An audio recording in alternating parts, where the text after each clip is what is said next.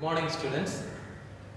So in the last class we have seen about nature of language and English as a first language, second language, foreign language, and also we have seen the history of English language before independence and after independence. So these are the things which we have discussed in the last class, and in this class we are going to discuss about principles of English language learning and teaching. So there are certain principles which you have to follow while learning a language or while teaching a language. The teacher has to follow some principles and also the students has to follow some principles. So these are certain principles which the teacher and also the student should follow while teaching or learning a language. Okay, so the principles are classified into two types. One is linguistic principles and the other one is psychological principles. So linguistic principles of language learning and psychological principles of language learning. The principles are classified into two types. One is linguistics, the other one is psychological principles. Linguistic means you know very well, linguistic is the study of language and psychology is the study of human behavior. There are so many definitions for psychology. So we will see one by one what are the linguistic principles. First we will finish the linguistic principles and then we will move on to the psychological principles. So what are the linguistic principles of learning a language? The first principle is imitation. So when you say imitation, all the languages are imitated by the learners. So when you think about when you are born, when you are a child, the child will be starting imitating their parents and imitating the others who are surrounding them. Okay, so when you say that, for example, the child imitates the mother amma. So when the mother will be asking the child amma solde, amma solde, then only the child started imitating their mother. Okay, the child will be observing the face of the mother and the child will be observing the lip movement of the mother, and then slowly that exact amma will come out of the child. That amma will not come out all of the sudden. It takes lots of time for the child. You can easily see it, the kids.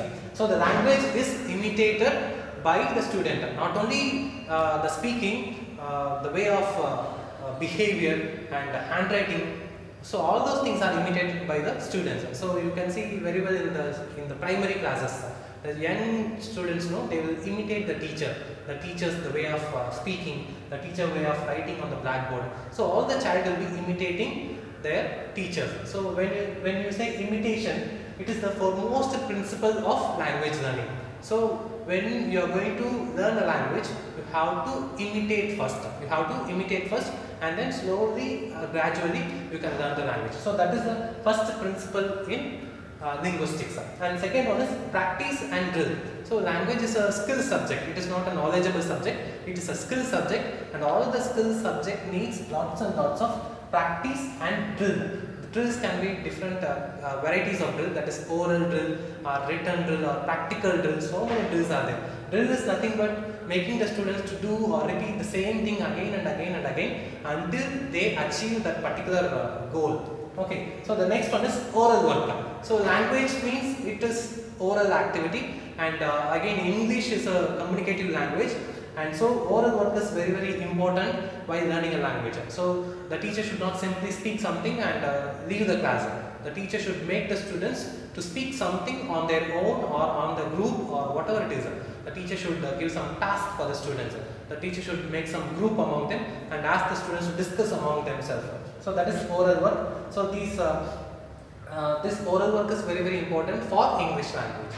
And the next one is selection and gradation. So you have to select which should be taught first, and you have to select which vocabulary should be taught, which structure should be taught, which language item should be taught, whether you should give importance to listening skill or reading skill or speaking or writing, whatever it is. So you have to select what I am going to teach in this classroom. So today in this class, what I am going to teach. So that the teacher has to select based on the student's ability, and also the student has to select what I am going to learn from this classroom based on their interest. And the selection and gradation. When you say gradation, in this class I am going to teach more than 10 words. I am going to teach more than 10 vocabulary items. So among those 10 vocabulary items, which vocabulary is I am going to taught first, and which vocabulary I am going to taught second, and which word I am going to teach third, fourth, fifth, etc. So like that you have to grade. For grading there is a certain principle. So you should start from the easiest word to the difficult work. So selection and gradation of learning item or teaching item. Okay, next is motivation, principle of motivation, you know very well. So without motivation we cannot achieve anything. Somebody has to motivate us, or we ourselves has to motivate individually. So motivation is the most important thing to learn. So as a teacher, you can motivate the students by showing some teaching aids, or by speaking some motivational words, or by saying some stories, etc. The students can motivate themselves by thinking about their family background, or they have to become a good sophisticated person, or good higher position. So like that they can motivate themselves. And the next one is natural way of teaching. So English should be taught in a natural way. It should not be taught in an artificial way. It should be taught in a natural way. Natural way means you should teach English only in English. You should not teach English in translation method or bilingual method. Bilingual method is advisable for some rural schools or rural institution, but mostly English should be taught in a natural way. Okay, how did you learn your mother tongue? You learned your mother tongue in a natural way, right? In the same way, you should learn English in a natural way. And the next one is multiple line approach. One single concept can be taught in a different variety. For example, I'm going to teach you about hobbies. I'm going to teach you about hobbies. So hobbies can be taught to you in a different way. I can speak about hobbies, I can show some video about hobbies, I can bring some pictures about hobbies, I can write something on the blackboard and say this is hobby. So that hobby can be taught in different varieties. So that is what you can teach one single concept in a multiple way. You should teach like that. If you are going on insisting on one particular method, your students will be getting bored, and also you will get bored. So you should choose some variety in your teaching and also learning. Balance. Next is balanced approach. Balanced approach means you should balance everything. You should balance listening skill, reading skill, writing skill, and speaking skill. You should not give importance only to listening skill. You should also give importance to speaking, reading, writing. So all the skills should be given importance. That is balanced approach. You should not focus on one particular skill. So for example, the teacher will be speaking to the students, saying that I am making my students to listen good English. So in that class, only one skill is given importance, that is listening. The students are not given importance to speaking, reading and writing. So all the skills should be given importance. That's why that is called as balanced approach. So you should balance everything. You should not only stick on only one particular skill. You should think about all the skills, and that is the correct way of making justice for the teaching learning process. You should not stick only to the one skill set. So these are the linguistic principles of learning process. And then we'll move on to psychological principle of learning process. The first one is, in psychology you can say the first and foremost thing in all the thing will be motivation. So motivation is very important for the student and also for the teacher. So only if I was motivated, I can teach the next class in a better way than the previous class. So motivation is the important part in teaching learning process. So for me, what is the motivation is, if my students perform well in my classroom or well outside the school or well in the society, I will feel very much proud, and that is the motivation for me. Okay, so for students, getting good marks and going into higher position in their life is their motivation. So that is motivation. So this principle is one of the first and foremost principle in psychological process. Okay, the next principle is repetition and exercise. So in the same way you have seen here practice and drills, in the same way in psychological principle also we have repetition and drill. So you should make your student to repeat the same thing. So for example, you can see in primary schools, the teacher will be writing 10 sentences on the blackboard, and for the whole period, that 10 sentences will be repeated by the whole class. So the class will be very much louder, and for example, one sentence, my name is Ravi Shankar. So that is a sentence, and that sentence will be repeated for the whole class. One boy will be coming to the blackboard and he will be saying, my name is Ravi Shankar, and the same sentences will be repeated by everyone for the whole 45 minutes. So if the students are made to repeat that particular sentence, that sentence will be registered in their mind. Okay, so that is a kind of learning a language. So learning language should be involved in this principle of repetition and exercises. Lots of exercises should be given. And the next is immediate correction and reinforcement.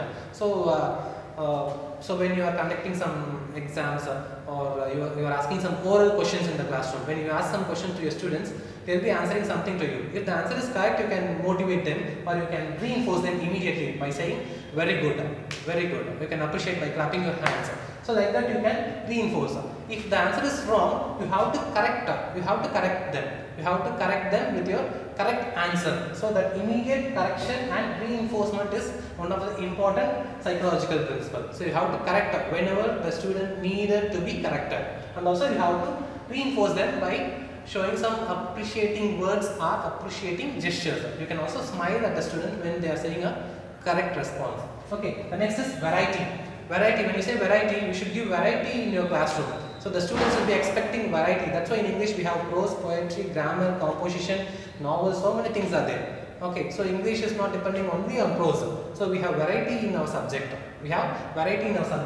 And the students will be getting lots of interest when they are going on variety. If you are teaching only prose for the class, it will be very much bored. So if you are teaching prose, poetry, drama, stories, etc., that is some kind of that will create some kind of interest among the students. And then principle of readiness. Principle of readiness means that students should be ready to learn anything at any time, and also the teacher should be ready to teach anything at any time. So that is principle of readiness. Your student should be always ready to learn something in the classroom. And then sympathy and cooperation. So the teacher is called as a second mother to the student, right? So the teacher should understand. So this concept the student will learn, or he will understand, or he will not understand. So you should think about the level of the student. So if the student is at the level of 6th standard, you should give only such kind of items to the students. You should not give some syllabus of 12th standard or some other higher classes. The 6th standard students only can read or study at the syllabus of 6th standard, not the higher classes. So that things the teacher has to think about it. You cannot overburden the student. To simply say that it is called as overburden. You should not overburden them with the syllabus and with some works which you are allotting. So you have to think about sympathy and cooperation. So you should mingle with the student and learn, and also the student should mingle with their friends and learn. Okay, so that is principle of sympathy and cooperation. Next is self-learning. Self-learning is one of the most important thing which you have to create among your student.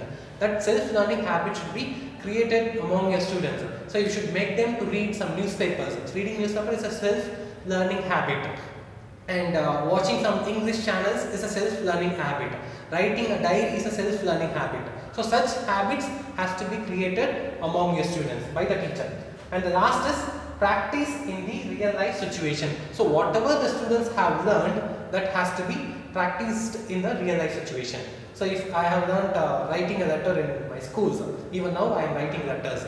Even now I am writing letters for asking some permission, by taking some leave, by writing letters for complaining something. So I have learned writing a formal and informal letter in my school days. But even now I am using it. So that is the practice in real life situation. So whatever you learn, you should practice it in your real life situation. Okay. So these are some of the principles of learning a language. So learning language has two varieties.